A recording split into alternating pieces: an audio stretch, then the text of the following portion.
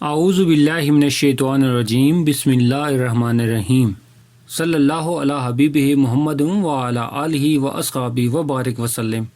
لاکھوں کروڑوں درود پاک خاتم النبیین حضرت محمد مصطفیٰ صلی اللہ علیہ وآلہ وسلم پہ۔ گنبد خضرا کے چاہنے والوں کو وقاص احمد کی طرف سے السلام علیکم۔ شب معراج 27ویں رجب کی رات کو حضور صلی اللہ علیہ وآلہ وسلم کو معراج ہوا۔ اس رات کی فضیلت کے متعلق حضرت ابو ہریرہ رضی اللہ تعالیٰ عنہ نے بیان کیا کہ حضور صلی اللہ علیہ وآلہ وسلم نے فرمایا، جس نے 27 رجب کا روزہ رکھا اس کو 60 مہینوں کے روزوں کا ثواب ملے گا۔ اسی دن حضرت جبرائیل علیہ السلام نبی کریم صلی اللہ علیہ وآلہ وسلم کی بارگاہ رسالت میں تشریف لائے اور رسالت رسول صلی اللہ علیہ وآلہ وسلم کو پیش کی۔ حضرت سلمان فارسی رضی اللہ تعالیٰ عنہ سے روایت ہے کہ حضور صلی اللہ علیہ وآلہ وسلم نے فرمایا کہ ماہ رجب میں ایک دن اور ایک رات ایسی ہے کہ اگر اس دن کا کوئی روزہ رکھے اور اس رات کی کوئی عبادت کرے تو اس کو 100 برس کے روزے رکھنے اور راتوں میں عبادت کرنے کا اجر ملے گا۔ یہ رات یعنی 27ویں شب ہے، جس کے بعد 3 رجب کی راتیں رہ جاتی ہیں، اور یہ وہ دن ہے جس دن حضور صلی اللہ علیہ وآلہ وسلم کو رسالت عنایت فرمائی گئی۔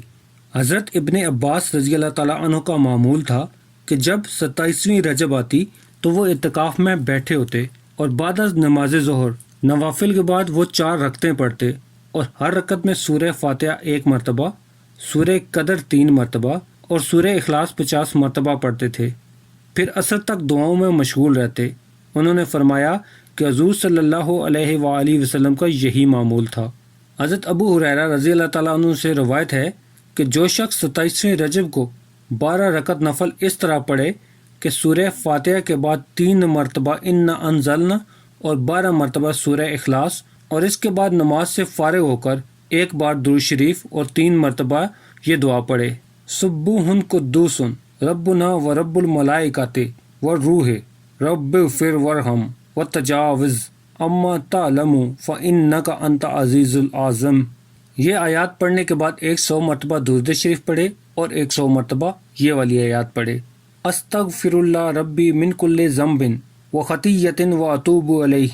اس سے فارغ ہو کے 100 مرتبہ یہ تسبیح پڑھے، سبحان اللہ والحمد للہ ولا الہ الا اللہ واللہ اکبر ولا حول ولا قوت الا باللہ العلی العظیم۔ یہ تسبیح پڑھنے کے بعد اپنے لیے، اپنے ماں باپ کے لیے اور تمام مسلمان مرد اور عورتوں کے لیے بڑی عاجزی کے ساتھ دعا مانگے تو اللہ تعالیٰ 5 نعمتیں عطا فرمائیں گے۔